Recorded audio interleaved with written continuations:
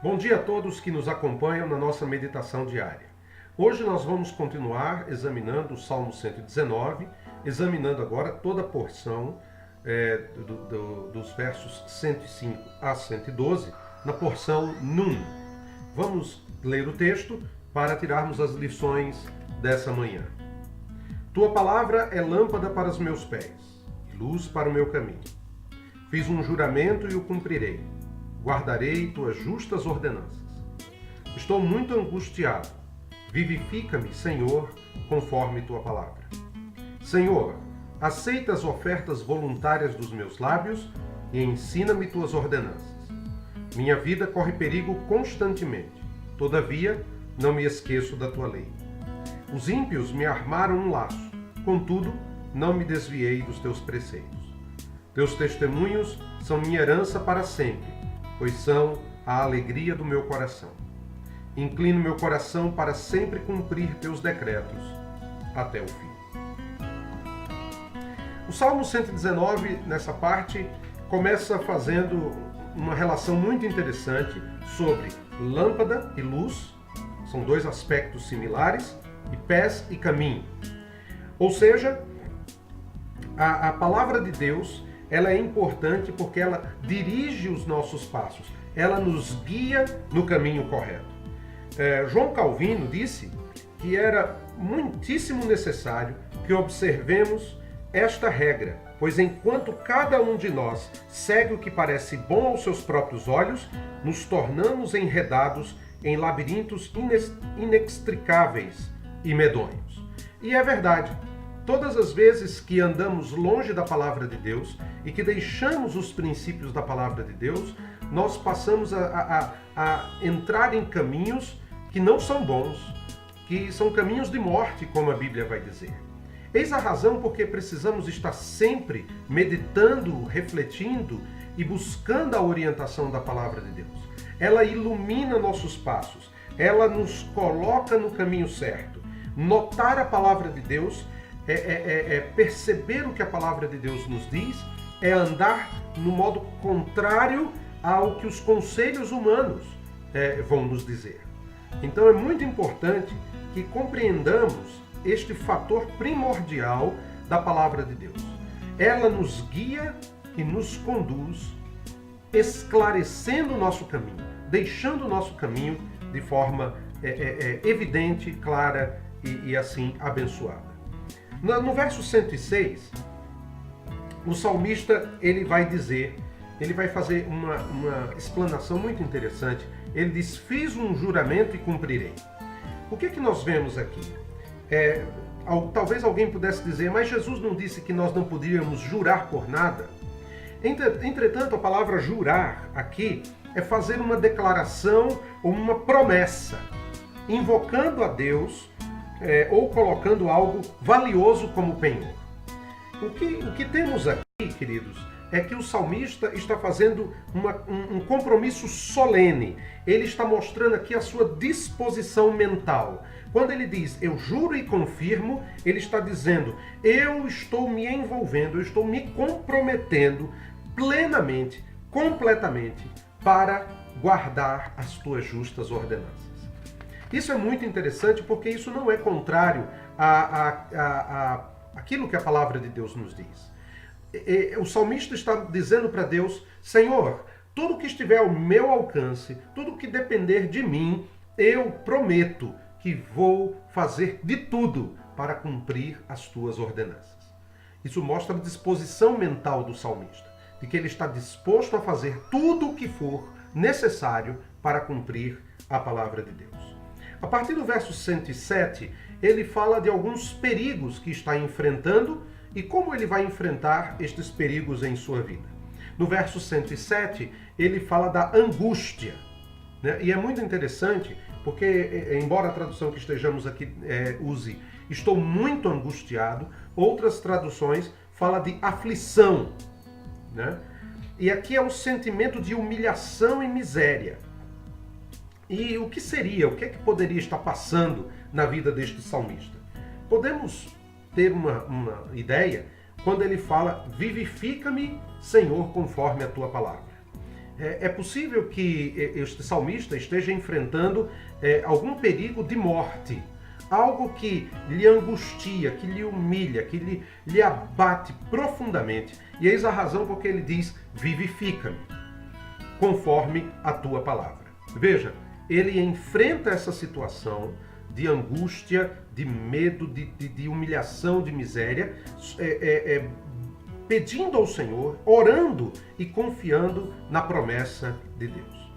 Isso é verdade porque no verso 108 ele está em profunda relação com esse verso 107 e nos mostra o que significa orar corretamente, não é? O verso 107, o verso 108, ele diz: Senhor, aceita as ofertas voluntárias dos meus lábios e ensina-me tuas ordenanças. É muito interessante porque literalmente aqui no texto ele diz basicamente o seguinte: as ofertas voluntárias da minha boca, favorece-as, por favor, Senhor. É um clamor. Teus juízos ensina. Estou traduzindo literalmente aqui, não é? Então, essas ofertas voluntárias, ou votos ou orações, né, mostra de que nenhuma oração seria aceitável a Deus se não estivesse associado com o sacrifício. Ou seja, eles ao orarem, o salmista ao orar, precisava se voltar sempre para o mediador. A Bíblia vai dizer que Cristo é o nosso mediador. Ele é aquele que intercede por nós. E quando nós oramos, temos que ter em mente que Cristo é este mediador. E nenhuma oração será aceitável a Deus se não estiver associado ao pleno sacrifício de Cristo. Quando nós oramos, nossas orações têm que estar embasadas naquilo que já foi feito por nós na cruz do Calvário. É muito interessante porque existe um segundo aspecto da oração aqui, que é o desejo de ser ensinado por Deus. Ensina-me tuas ordenanças. Por que isso é importante na oração? Porque quando nós oramos baseados na palavra de Deus, nós não erramos. Em geral, as pessoas gostam de orar e gostam de colocar as suas orações a partir daquilo que elas querem, mera e simplesmente. E alguns até pensam errado, dizendo: se eu orar mais, Deus ouvirá minha oração, porque Ele prometeu e Ele vai cumprir.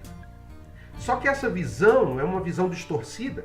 Eu oro não porque Deus me deve alguma coisa. Eu oro porque eu tenho agora livre acesso a Deus por meio de Cristo, que abriu um vivo e novo caminho até o Santo dos Santos. Eu oro porque agora eu tenho um mediador, aquele que intercede por mim. Não somente Ele, mas o Espírito Santo que intercede por mim com gemidos inexprimíveis. Eu oro porque a palavra de Deus me promete de que Deus vai ouvir a minha oração. E essa minha oração, ela ela é movida pela graça de Deus. Ela é recebida por Deus mediante a sua graça, a sua misericórdia e seu amor. Verso 109, ele coloca outro perigo. Literalmente, o verso 109 diz: minha alma está na palma de minha mão continuamente. É muito interessante, porque na nossa tradução aqui diz: minha vida corre perigo constantemente. E essa ideia de que a minha alma está na palma da minha mão continuamente, ela indica o enfrentamento do risco de morte. É uma alma que está abandonada ao léu. Isso nos lembra um pouco aquilo que Jó vai dizer sobre sua vida, que expressava o temor da morte. É muito interessante porque nós passamos momentos na vida que também enfrentamos esse temor da morte. Mas aí vemos que o salmista está cheio da coragem do Senhor. Ele diz: mas a tua lei não esqueço. E essa lei de Deus, essa palavra de Deus, esses princípios de Deus, que fortalece o salmista a enfrentar este momento em que ele se sente abandonado. Às vezes as pessoas confiam muito mais nos sentimentos do que na palavra de Deus. Já ouvi pessoas que às vezes ficam: porque eu sinto que estou abandonado, eu sinto que Deus não fala comigo, eu sinto que não tem solução para a minha vida. E isso está indicando que elas estão dando muito mais atenção aos seus sentimentos do que a palavra de Deus. Lembre-se, seus sentimentos podem lhe enganar, mas a palavra de Deus não. Por isso, temos que ter a mesma coragem do salmista. A tua lei não esqueço. O verso 110 esclarece um pouco desse sentimento de morte, porque ele fala dos inimigos, os ímpios me armaram um laço. E é isso talvez que seja a grande angústia do salmista. Há pessoas que lhe cercam e querem abatê-lo, destruí-lo, né? E ele se sente ameaçado. Entretanto, cercado por essas ameaças, cercado pelo risco de morte, ele se mantém firme nos preceitos de Deus. Ele diz: contudo, não me desviei dos teus preceitos.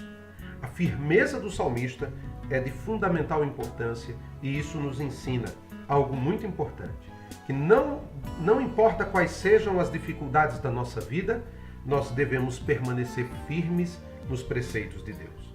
E finalmente, versos 111 e 112, ele fala da herança, verso 111, né? Os teus testemunhos são minha herança para sempre, a alegria do meu coração. E a herança aqui é aquilo que temos em mais alta estima, a ponto de vivermos contentes se formos privados de todas as demais coisas. Deus é a herança da nossa vida. E se Deus não for tudo para nós, sempre vamos viver angustiados por alguma coisa. Então Deus precisa ser a herança. Os testemunhos de Deus precisam ser a nossa herança. A palavra de Deus precisa ser a nossa herança. E como ele expressa isso? Mostrando sua inclinação, a sua sincera afeição do coração. Verso 112. Inclina o meu coração para sempre cumprir teus decretos até o fim. O salmista mostra aqui no nosso texto, nesse texto, que se Deus é a sua maior herança, então ele vai viver isso de forma plena, completa, total, para a glória de Deus. Meu querido, eu não sei o que você tem passado, não sei quais são as lutas de sua vida, mas uma coisa é certa, a palavra de Deus nos guia, e quando ela nos guia, ilumina nosso caminho, ela esclarece nossos passos, ela nos protege, ela nos ampara, ela nos guia. Então, no dia de hoje, não tema andar confiante no Senhor. Ele está cuidando de você. Viva a palavra de Deus, se alimente dela e deixe que ela guie os seus passos. Que Deus lhe abençoe e que você tenha um ótimo dia.